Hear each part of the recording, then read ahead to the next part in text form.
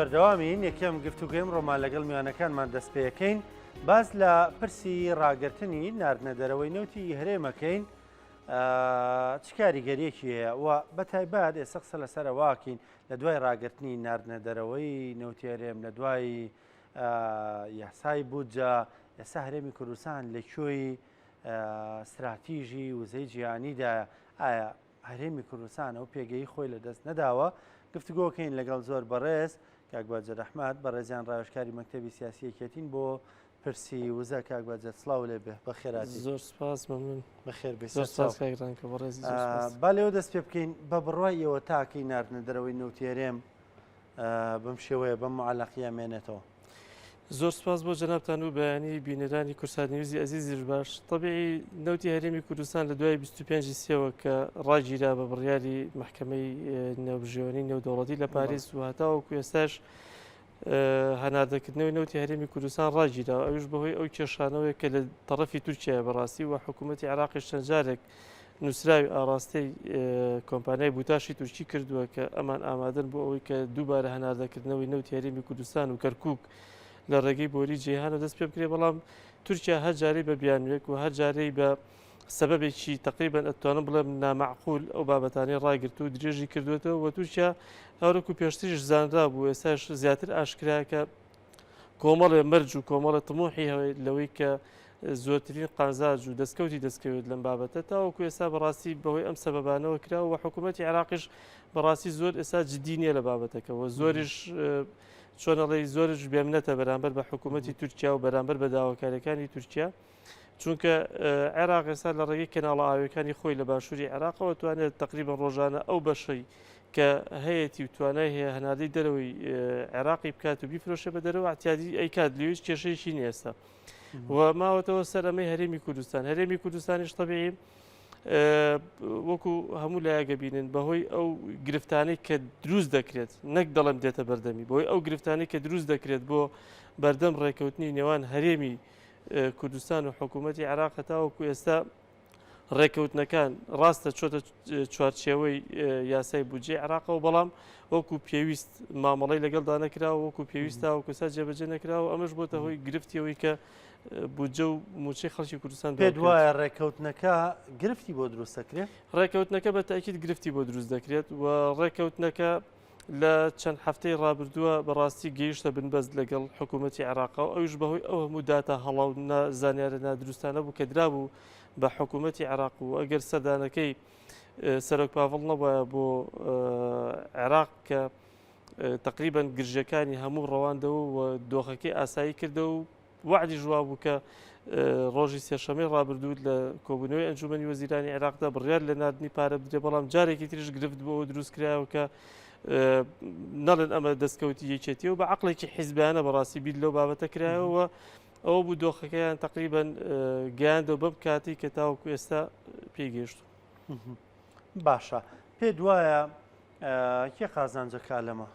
ئەو کەسانە قازانجەکەن کە تاوەکو ئێستا بە گەندەڵی لەسەر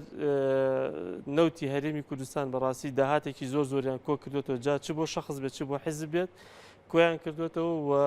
خەڵکی کوردستانە لە دوای ساڵی 2014 تووشی قەیرانێکی ئابووری زۆر سەخت کرد و دۆخی دارایی خەڵکی کوردستانە زۆر خراپ کرد و ئێستاش دایانەوێت بە هەمان ئالێت بە هەمان شێوە بەردەوام بن تاوەکو چاویان لەوەیە کە تاوەکو دوچۆڕی نەوتی هەرێمی کوردستان بەڕاستی سوودمەند بن لێی و قازاجی زیاتری لێ بکەن. باشە کاک باجەت بەدەر لەوەیەکو کادرێکی یەکێتیانی چەنابەت قسە بکەی یان وەکو ڕاوێژکاری مەکتەبی سیاسی ئەنی وەکو کەسێک کە پسپۆڕی لەم بوارەیە ئەوەی عێراقیش داوایە کە یانی هەز ناکی عێراق زانێ هەرێم لە دۆخێکی لاوازیدا تر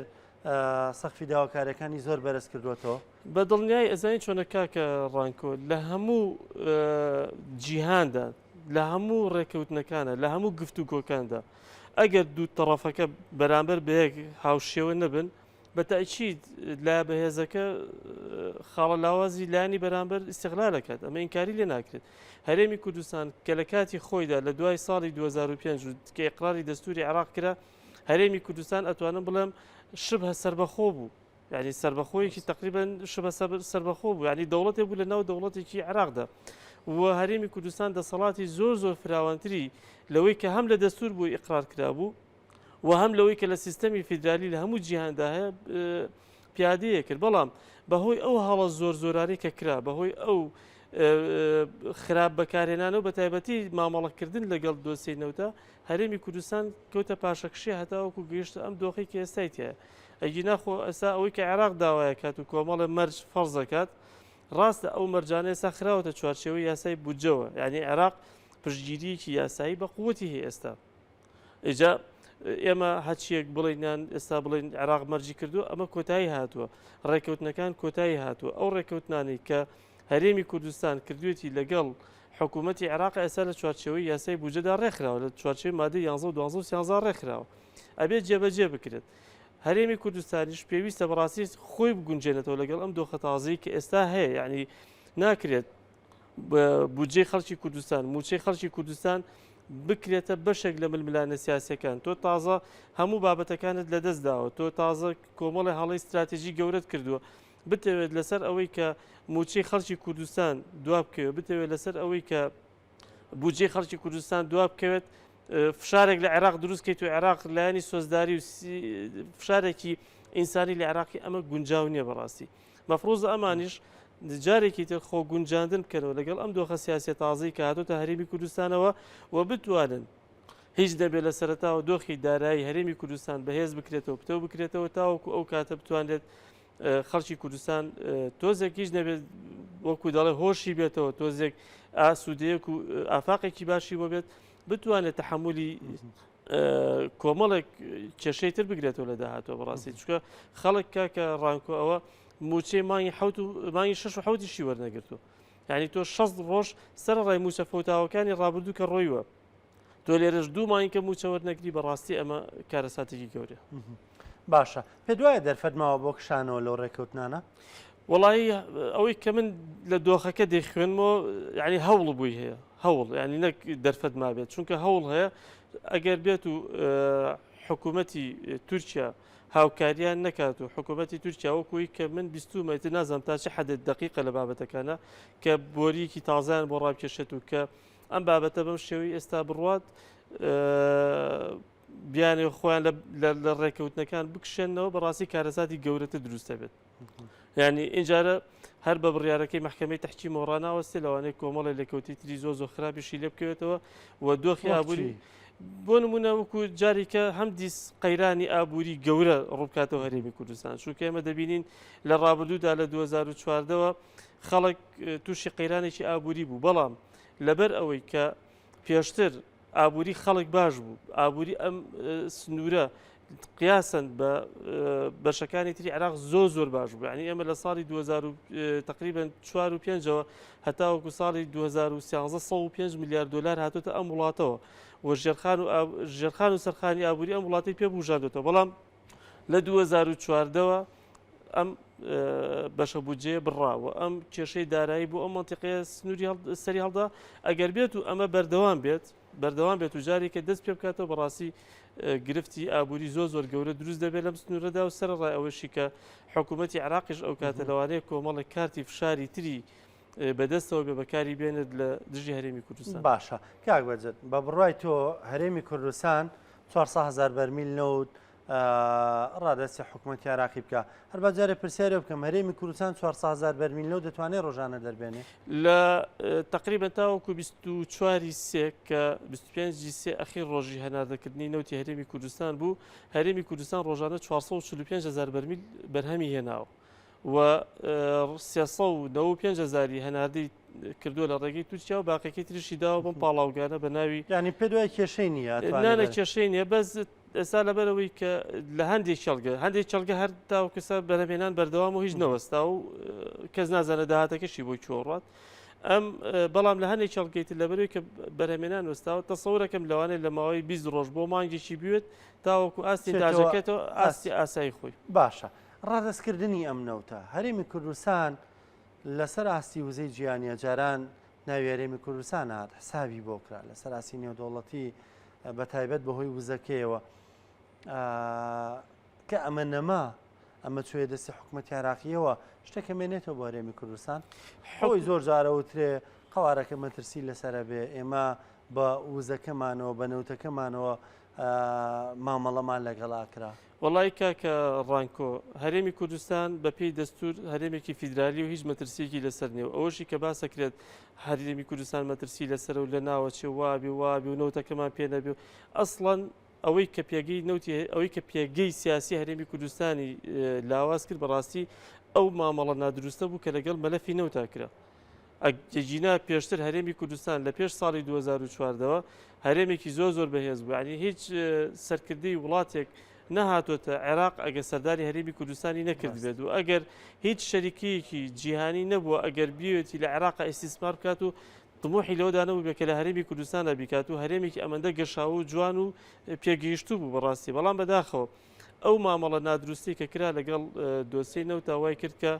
هەرێمی کوردستان بەم دۆخی ئێستا بگات و بە پاشەکشیەکی زۆر بکات و بە بەشێکی زۆر لەو دەسەڵاتە سیاسی و ئیداریانەی کە پێشتر بەکاری هێناوە هەی بووە لە دەستی بدات. بڕوانینی تۆ بە شۆگەین؟ وڵی بڕوانینی من ئومێدەوارم کە ئەم گرفتانەی کە دروستی ئەەکەن ئەم گرفتانە کە دروستی ئەەکەن جارێکی تریش دەڵێمەوە وازی لێبێنن چکە خەڵکی کوردستان تەحملی نەماوە و خەڵکی کوردستان توانای بەرگەگرتنی لەوە زیاتری نییە بەڕاستی بۆ ئەم کێشانە کە دروست دەکرێت. ئومێدەوارم واز لەم گرفتانە بێن و بە شێوەیەکی عەقڵانی بیر بکرێتەوە و بشزانن خۆگونجاندن بکرێت بەڕاستی لەگەڵ ئەم دۆخە تازی کە هاتوو بۆ هەرێمی کوردستان و بتوانن باشترین سوود وەربگرن لە بودجێ عێراق و بتوانن باشترین سوود وەربگرن لە موسساتە حکومی و سیاسەکانی عێراق و بتوانن بەشێکی زۆری هەرێمی کوردستان لە ڕێگەی ئەم کەناڵی سیاسیانی عێراق کە هەیەی پێگەی هەرێمی کوردستان جارێکی تر لەگەڵ لە ناوەندە نێودەوڵەتیەکان و ناوچیەکەدا بەڕاستی بەهێز بکرێتەوە و دەشتوانن بیکەن و دەتوانن زۆر باشتریشی بکەن ئەگەر واز لە کۆمەڵێک وەکو دەڵێ پیسخۆری بێنن ئەگەر واز لەوە بێنن کە چاویان لەوە بێت کە بە گەندەڵی سەرۆت و سامانی خەڵکی کوردستان و سامانی سەرزەوی و ژێرزەوی ئەم هەرێمە بەڕاستی بخۆن. باشە کاک بەرز بکو دواپرسیارم دوێنێ ئەندێک چاودێری سیاسی قسەیان لەسەرەوە کرد کە ئایندەی هەرێمی کوردستان ڕوون نییە بۆ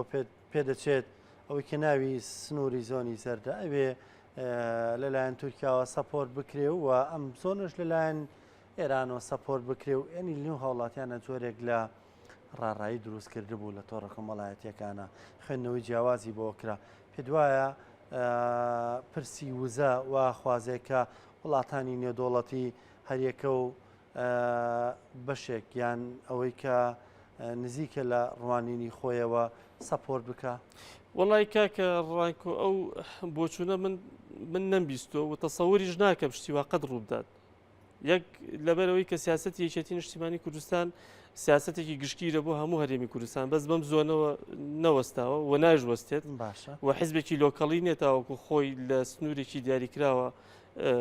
تحجیم کات و بچووکاتەوە ئەمە یەک. دووهەمیش مۆزوعی نەوتی هەرێمی کوردستان چی ئەو نەوتەی کە لە سنووری پارێزگاکانی هەولێر و دووهۆکە چی ئەوەی لە سنووری پارێزگای سلێمانی و ئیداری گەرمیانە ئەم نەوتە ئێستا لەلایەن عێراقەوە بە پێی بڕیارێکی محکەمەی تەحکیمی نێودەوڵەتی دراوەتەوە بە عێراق واتە هەناردەکردنەکەی دراوەتەوە بە عێراق و هیچ وڵاتێکی تر باوەڕ ناکەم لە کاتی ئێستادا جورئەتی ئەوە بکات کە حاڵەتێکی وا بکە یاخود داواکاریی ئەوە بکە لە هەرێمی کوردستان و لەگەڵ ئەوەشدا من وەکو یەکێتیش بیڵە یەکێتی قەت شتی وا ناکات و یەکێتی ئەو سەرۆت و سامانێشی کە لە سنوورەکەی ئەمدا بێت بۆ خزمەتی سەرجەم خەڵکی کوردستان کە تاوەکو ئێستا بەکاری دێنێ بۆ نمونە غاز لە کۆرمۆرەوە لە زاخۆ هەتاوەکو گەرمیان وەکو یەک دابەشی ئەکات وەکو یەک پێی دەدات